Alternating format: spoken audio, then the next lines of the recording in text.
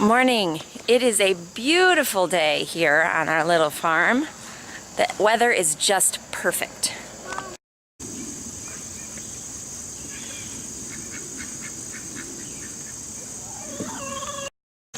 It is actually supposed to rain for the next several days, so before that begins, I wanted to give you a little update on our garden.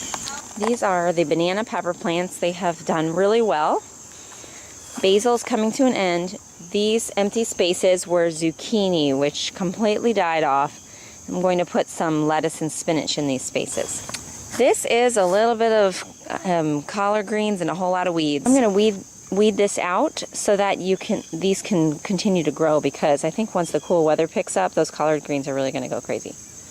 Our tomato plants did really great. They are still producing, but you can see that they're kind of getting spindly. They're kind of starting to die away. I know we're getting to the end of the season, but we have enjoyed it greatly. Next year, I think I'm going to plant about 3 times as many tomato plants at least. I planted 6 this year, and it was just never enough. Kids were always out here looking for tomatoes.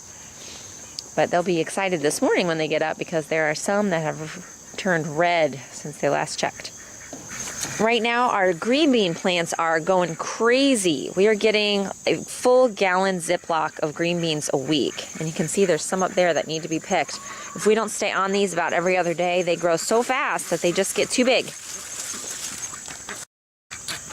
This was our first time ever trying to grow watermelons, and 2 of our watermelons harvested themselves. They kind of fell off the vine before they were really ripe, and they were good but just not sweet. So I'm hoping that these that remain down here will be the sweet taste that we are hoping for.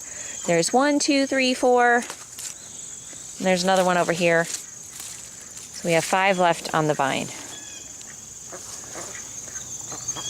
Plus 1 little baby that I think is going to be out of luck. This is our sweet potato patch. Another thing that we had never even thought about trying, except for our neighbor.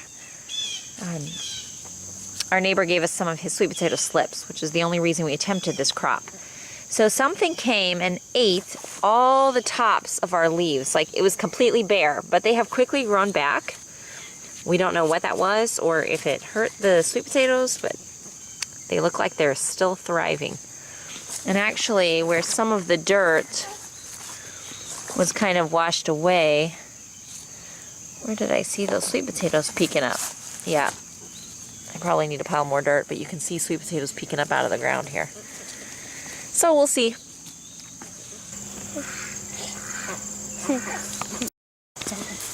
So Bella, I'm giving a garden tour while I'm out here. Do you want to show me what you do for morning chores? Sure. So, for a while I was putting one of the waters inside the coop, but the ducks would, when they were in their coop in the daytime, before I let them out, they were making a mess of it, so I decided to take 2 waters outside. It usually takes them a full day to empty the waters, but so I have to refill them every day. The food's not very big job. I usually fill it up every 2 days because it takes them a while to empty out the thing. And then what's next to it? The grit, which we have it separate, and we put some in the thing. So every first scoop, we didn't mix it in with the thing because we forgot, and so for every scoop of food, I put like a handful of grit in. And so the grit helps them digest their food. And the ducks love the grit.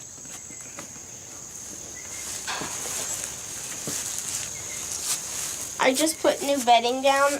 Put extra bedding in the nesting boxes because they were kicking it out, and so it's helping. And extra bedding in there because they were shoving it all back.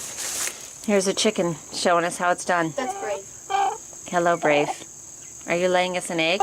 So the ducks aren't very organized, so you might want to watch your step because I found the egg right there, and it was kind of covered up. The ducks just randomly lay on the ground, which makes it a little exciting. Usually they were laying back there or over there, but now they've been laying wherever. And we have one hiding spot that chickens like to lay in outside of the coop. You want to show us where that is? Mm-hmm. This is our big pile of dirt. This is where we get all our dirt from our garden. And a chicken egg hiding spot. One of them likes to lay their egg. Well, several of them. Right in there.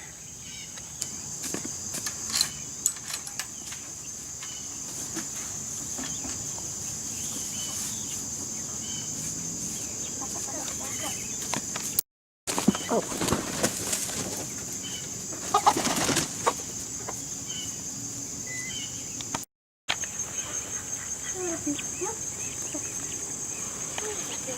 These two unusual looking birds are guineas. Guineas are great for eating ticks. We had gotten a lot of guineas, but last night when they were babies, most of them were eaten, so we're down to just 2. Last night I found one of them in the tree behind the chicken coop. They're a little bit of stinkers. So I just grabbed it and threw it in the coop. So the reason these are in this separate little enclosure right now is because they were young. We didn't want to put them in right away with the bigger chickens. But honestly, they're really getting big, and they're just about at the point that we can integrate them into the big chicken coop. However, our chicken coop needs to be rebuilt. It was always a temporary structure, and Jason is determined to rebuild it before we go into winter. So he's kind of wanting to do that project before we bring in this second set of chickens.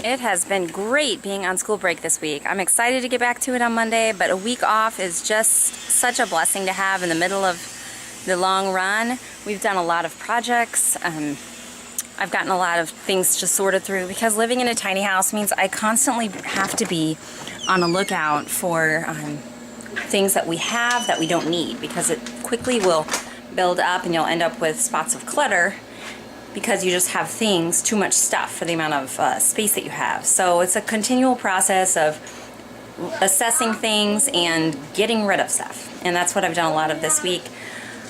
We've also, continued to work on our city house, but it's been really great having that extra time that I don't normally when I have long school days.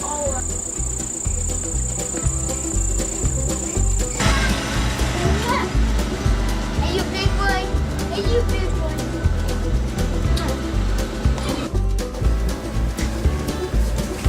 Get you. I'm gonna get you.